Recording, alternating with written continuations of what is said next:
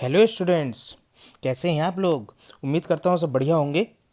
आज मैं आप लोगों के लिए काइनेमेटिक्स रिवीजन की सीरीज़ में लास्ट वीडियो लेके आया हूँ। इसमें मैं question P17 to P20 cover करूँगा। स्टार्ट करने से पहले please like and subscribe my channel. तो चलिए शुरू करते हैं। Question number 17, two particles are initially located at point A and B at distance d apart. They start moving at time t equal to 0 such that the velocity u of a is always aimed at b. At t equal to 0 u is perpendicular to v. When will the particles meet? तो ये question में t equal to 0 पर diagram दिया हुआ है। इसमें u vector and v vector initially perpendicular है एक दूसरे के, and v is aim towards b। दिख रहा होगा तुम लोगों को यहाँ पे v का जो डायरेक्शन है वो b की ओर है स्टार्टिंग में भी, और क्वेश्चन में बोला है हमेशा ही रहना चाहिए। ठीक है, दोनों के बीच की दूरी d बोली गई है। तो चलिए स्टार्ट करते हैं सॉल्यूशन देखें यहाँ पे, तो b तो स्ट्रेट लाइन चलता हुआ चला गया है x एक्सिस में सीधे, ये x एक्सिस इधर ली गई है। ठीक है, तो b तो x एक्सिस में स्ट्रेट चलता चला गया है। एट एनी टाइम t मैंने ये डायग्राम बनाया है, तो b आगे पहुंच चुका है। ठीक है, और a ऐसा चल रहा है कि अगर हम उसकी पाथ पे कहीं पे भी वेलोसिटी का डायरेक्शन बनाएं तो वो किसकी ओर डायरेक्टेड होगा, b की ओर डायरेक्टेड होगा। तो b तो आगे जा चुका है, तो डायरेक्शन भी उसी हिसाब से मॉडिफाई हो चुका है यहाँ पर। तो यहाँ पे मैंने डायरेक्शन बना ली है, देखो दिख रही होगी तुम लोगों को डायरेक्शन v इज अलोंग, ये v है, v is along b। Question ने बोला है तो वैसा मुझे बनाना पड़ा है। अब मैं क्या करूँगा कि velocity of approach of a towards b निकालूंगा। Velocity of approach of a towards b निकालने के लिए सबसे पहले मैं लाइन ए बी बना दूंगा। दिख रही है डायग्राम में सबको, तो लाइन ए बी मैंने बना दी, और कंपोनेंट ले लूँगा वेलोसिटीज़ का। तो ए का तो पूरा वेलोसिटी उधर v है, तो मुझे उसकी कंपोनेंट लेने की ज़रूरत नहीं है, लेकिन u का ज़रूर मुझे कंपोनेंट लेना पड़ेगा। तो मैंने एंगल इस समय कितना मान लिया है, थीटा एंगल मान लिया है। ये दिख रहा होगा तुम लोगों को ऊपर की ओर। तो ये एंगल जो मैंने माना है, v makes theta with x axis, तो दिस अगर ये थीटा है तो ये एंगल भी थीटा आएगा, तो u cos थीटा। तो वेलोसिटी ऑफ अप्रोच कितना आ गया, यहीं से देखिए v minus u cos theta. तो velocity of approach of a towards b will be equal to v minus u cos theta. Now distance of approach d, A B से लड़ेगा जब कितना डिस्टेंस अप्रोच कर लेगा डी, तो distance of approach is D, and if we integrate velocity of approach with respect to time then we will get distance of approach D. तो distance approach पाने के लिए मैंने वी ए टूवर्ड्स बी को D T के साथ integrate किया, और टाइम मैंने कोलिजन का मान लिया है टी नॉट। तो कहाँ से कहाँ तक इंटीग्रेट करूँगा टाइम की लिमिट्स में, 0 to T naught. D V A B की वैल्यू रख दी है मैंने वी ए टूवर्ड्स बी की, तो ये वैल्यू मैंने यहाँ पर पुट कर दी। तो मेरी एक इक्वेशन आ चुकी है। नाउ अब देखो दूसरा इक्वेशन कहाँ से लाएंगे। दूसरा इक्वेशन मैं लाऊंगा इनके एक्स डिस्प्लेसमेंट से। ए सपोज ये कोलाइड करते हैं कहीं आगे जाके, यहाँ पे, यहाँ ए पहुँच जाता है, यहीं पे बी पहुँच जाता है। तो ए का हॉरिजॉन्टल ए का एक्स डायरेक्शन में डिस्प्लेसमेंट हो जाएगा, इतना होगा, यहाँ से बनाए अगर इतना होगा, ये S A in x direction, displacement of A in x direction, और जो बी का डिस्प्लेसमेंट है वो यहाँ से बी शुरू हुआ है, पहले यहाँ पे था, यहाँ से यहाँ तक गया। क्या दोनों सेम है? हाँ बिल्कुल, दोनों ये क्या है, सेम है। तो S A X will be equal to S B X. तो मैं दूसरी इक्वेशन इससे बनाऊंगा, S A X is equal to S B x.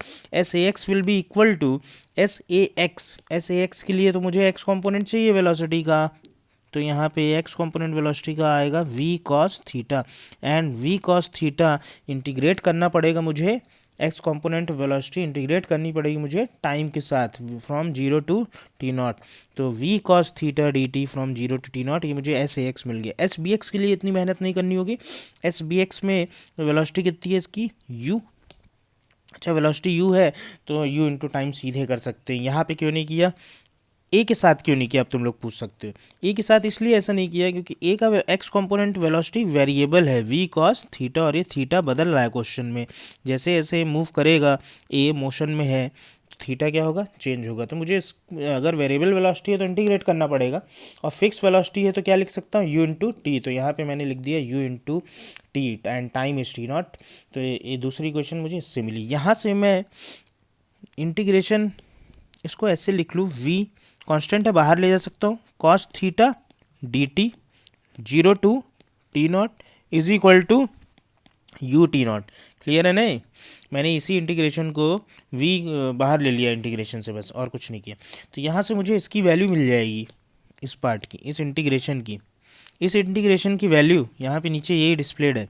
इस इंटीग्रेशन की वैल्यू मैंने लिखी u T naught by v. Value मिल गई। वैल्यू मिलने के बाद ये इक्वेशन 2 से जो वैल्यू मिली है मैं किस में रख दूंगा, इक्वेशन 1 में, या इसमें रख दूंगा।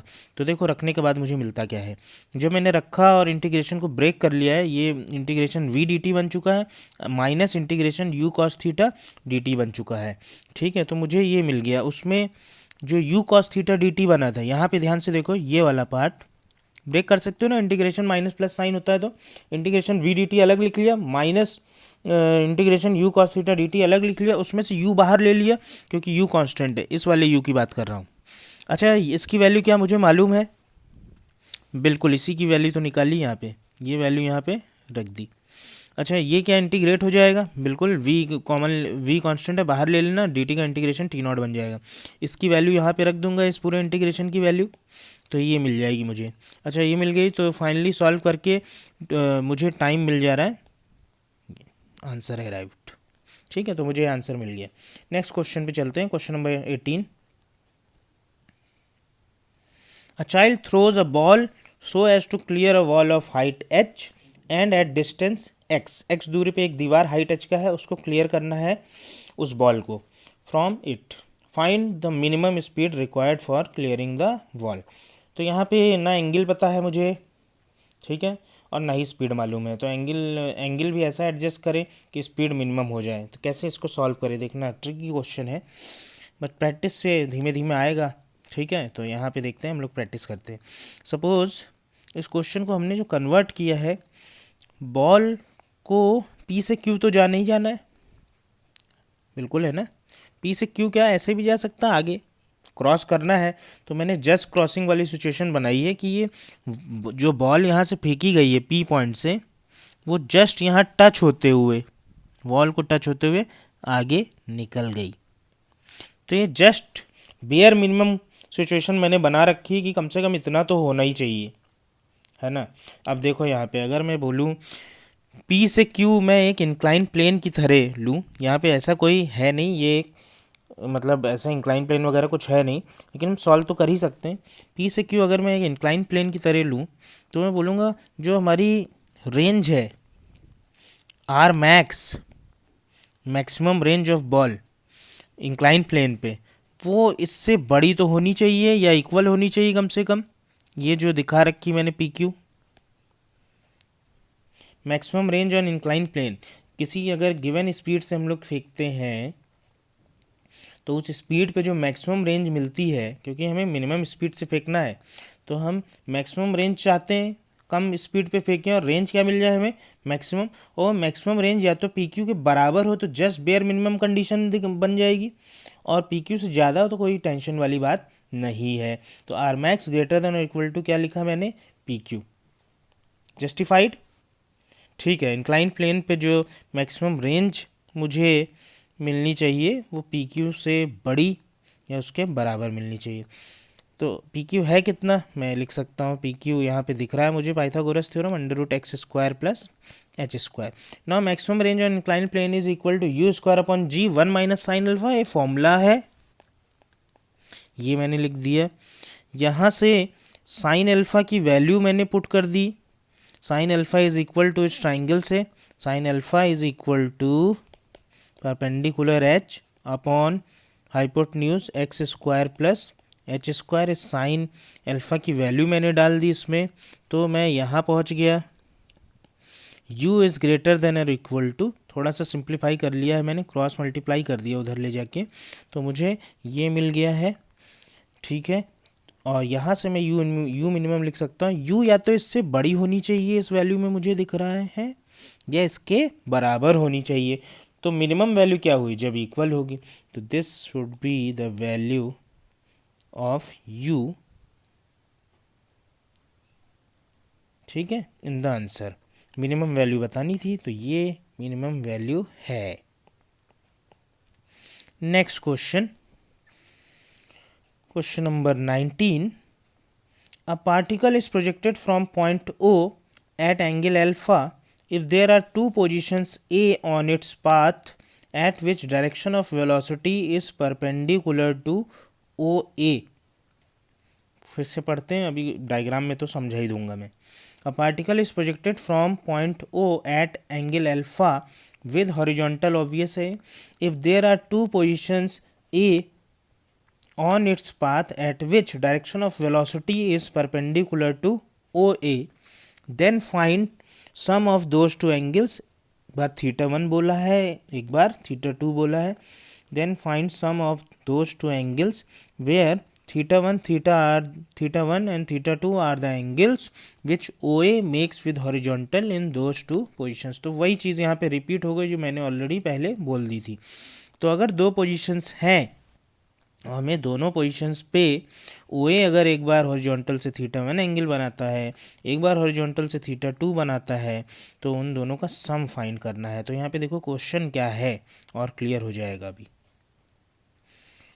क्वेश्चन है किसी वेलोसिटी u से, u गिवन नहीं है, किसी वेलोसिटी u से एंगल अल्फा पे प्रोजेक्शन किया गया है, तो दो पोजीशंस ऐसी ए आएंगी जहाँ पे velocity vector will be perpendicular to O A line. O A दिख रहा है तुम लोगों को, ओ ए लाइन, तो ओ ए के परपेंडिकुलर दो बारी होगा, ठीक है। तो ये पहले तो निकालते हैं, दो बारी होगा ऐसा कुछ प्रूफ हो जाए, और साथ में हम लोग फिर एक बार अगर एंगल थीटा 1 बन रहा है, दूसरी पोजीशन पे थीटा 2 बन रहा है, थीटा दिख रहा है ना, यही वैल्यू थीटा 1 थीटा 2 बन रही, तो थीटा 1 प्लस थीटा 2 कैलकुलेट करते हैं। तो चलिए इसको सॉल्व करते हैं। इसको सॉल्व करने के लिए हम लोग सबसे पहले ओ से ए तक पहुंचने में टाइम पता कर ले। अच्छा, ओ से ए पहुंचने तक टाइम पता करने के लिए क्या हम इसको इंक्लाइन प्लेन की मदद से कर सकते हैं? बिल्कुल कर सकते हैं। यहाँ पे देखो, ये एक इंक्लाइन प्लेन की तरह देख सकते हैं ना, ओ ए वाली लाइन आगे प्रोड्यूस कर देंगे, पूरा इंक्लाइन प्लेन बन गया। अब ओ प्रोजेक्ट किया ओ से, इंक्लाइन प्लेन पे गिरा कहाँ जाकर? ए पर। ऐसे सोच सकते हो कि लैंड हुआ कहाँ? ए पर। तो टाइम लगेगा 2u/g(y), जो इंक्लाइन प्लेन में फॉर्मूला पढ़ते हैं, तो वही मैंने लगाया 2u/g(y), दिख गया होगा। अब 2u(y) कंपोनेंट कर लेते हैं, u(y) यहाँ पे दिस इज u(y) इज, ये एंगल कितना दिख रहा है मुझे? Alpha minus theta. तो u(y) will be equal to u sine alpha minus theta, तो 2u sine alpha minus theta upon g cos theta. gy तो याद हो जाता है, g sine theta and g cos theta. तो यहाँ पे टाइम आ गया ओ से ए जाने का। अच्छा, ओ से ए जाने का टाइम आ चुका है। साथ ही में हम ये भी एक इक्वेशन लगा सकते हैं कि ओ पे वेलोसिटी अगर ओ ए के अलोंग मोशन देखें, किधर देखें? ओ ए के अलोंग, तो ओ ए के अलोंग जो वेलोसिटी है यहाँ पर वो ux है। ux is equal to u cos alpha minus theta, and फायदा मुझे ये मिलेगा ए पॉइंट पर दैट vx बिकम्स 0। vx नहीं है, सारा का सारा वेलोसिटी परपेंडिकुलर है। अच्छा, x कैसे बोल रहे हैं? अब तुम लोग बोलोगे यहाँ पे x ऐसे बोल रहा हूँ, इसको x मान लिया और इसके परपेंडिकुलर डायरेक्शन y, बिल्कुल इंक्लाइन प्लेन वाला कॉन्सेप्ट।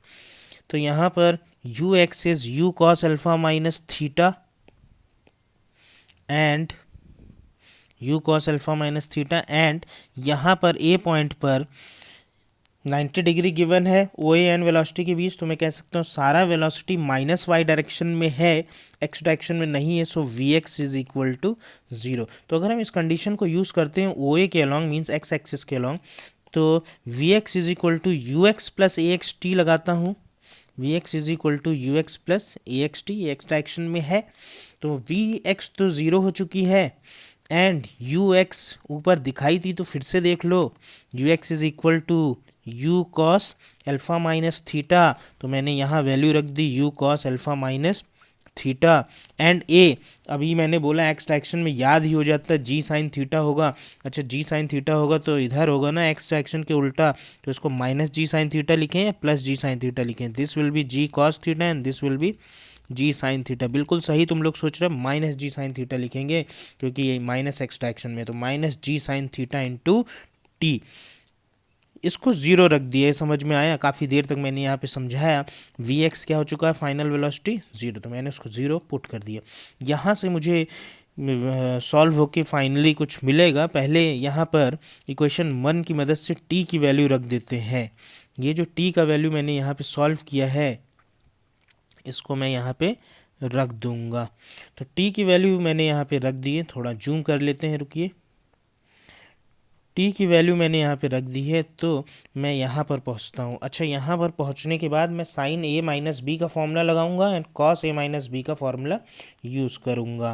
तो साइन ए माइनस बी होता है sine A cos B minus cos A sine B, जो कि मैंने यहाँ पे यूज़ कर लिया। And cos A minus B होता है cos A cos B plus sine A sine B, वो मैंने यहाँ पे यूज़ कर लिया। मल्टीप्लाई करके और सिंप्लीफाई किया तो मैं यहाँ पर पहुँचा।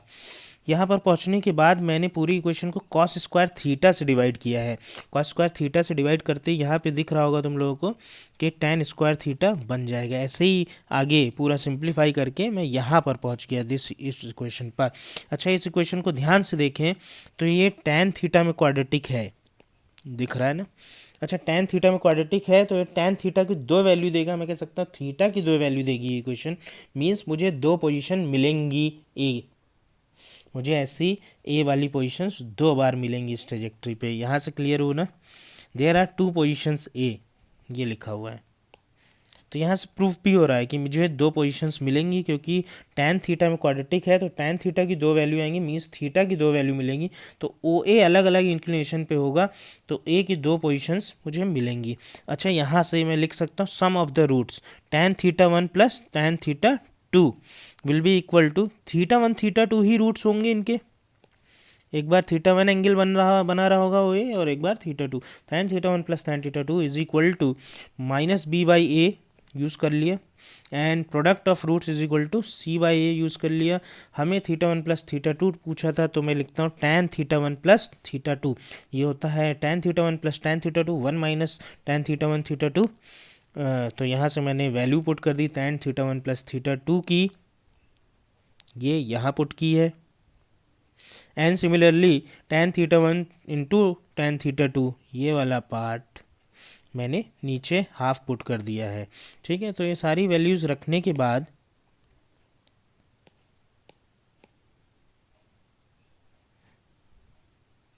ये वैल्यूज़ मैंने रख दी हैं, और वैल्यूज़ रख के सिंप्लीफाई कर लिया है। तो यहाँ से मिलता है मुझे tan theta 1 plus theta 2 is equal to tan alpha. tan हटाने से दोनों उसकी ओर से मिलता है theta 1 plus theta 2 equal to alpha. तो ये हमारा प्रूफ करना था, प्रूफ हो चुका है।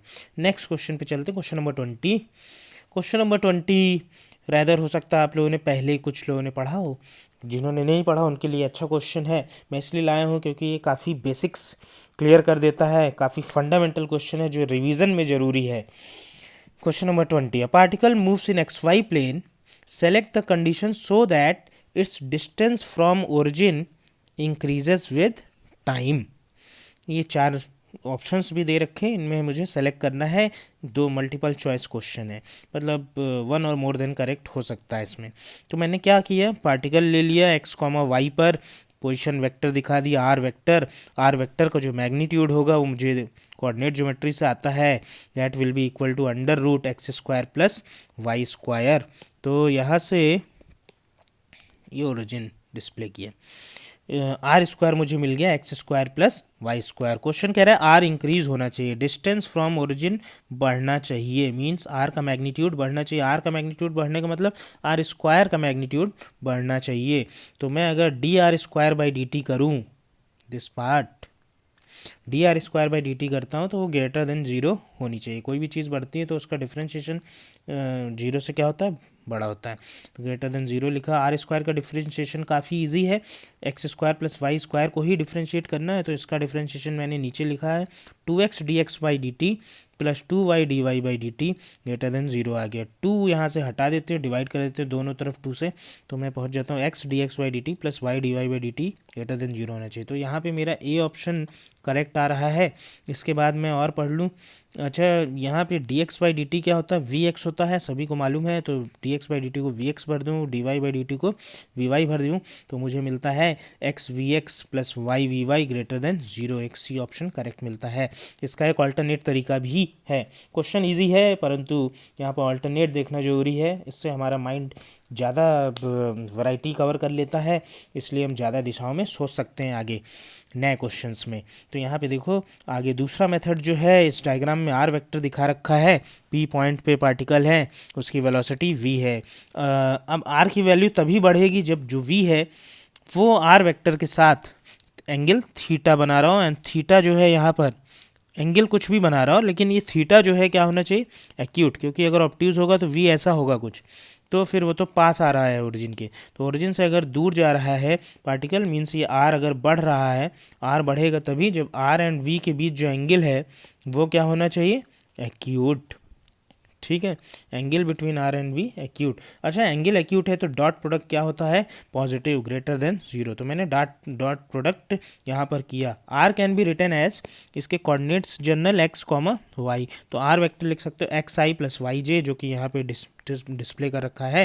एंड वेलोसिटी भी 2D मोशन में हम v x i cap plus v y j cap generally लिख सकते हैं। एंड डॉट प्रोडक्ट काफ़ी इजी होता है, आई का कोफिशिएंट आई के साथ, जे का कोफिशिएंट जे के साथ, तो x v x plus y v y greater than 0। तो ऑप्शन नंबर सी जो है वो यहाँ हमें मिल गया। एंड वी एक्स को d x by d t लिख सकते हैं, एंड वी वाई को d y by d t लिख सकते हैं। तो ऑप्शन ए भी यहाँ से मिल चुका है। नमस्कार स्टूडेंट्स, इतना ही इस वीडियो में। फाइनली काइनेमेटिक्स का जो पार्ट है वो मेरा पूरा हुआ है। नेक्स्ट वीडियो में लाऊंगा एलएम, फ्रिक्शन, सर्कुलर मोशन, ये तीनों कंबाइन करके लाऊंगा। जो भी पार्टिकल डायनेमिक्स है वो एक्चुअली सेंटर ऑफ मास भी कवर होता है, बट सेंटर ऑफ मास अलग से लेंगे, वो एक आपस अपने में ही बड़ा चैप्टर है। लेकिन ये तीनों चैप्टर मिला के मैं नेक्स्ट 20 क्वेश्चंस लाऊंगा 5 वीडियोज़ में, हर वीडियो में 4 क्वेश्चन। उम्मीद है आप लोगों को पसंद आया होगा, कुछ फ़ायदा हुआ होगा इससे। तो अगर पसंद आया और आप लोगों को कुछ बेनिफिट हुआ है तो ज़रूर ये वीडियो लाइक एंड सब्सक्राइब करें।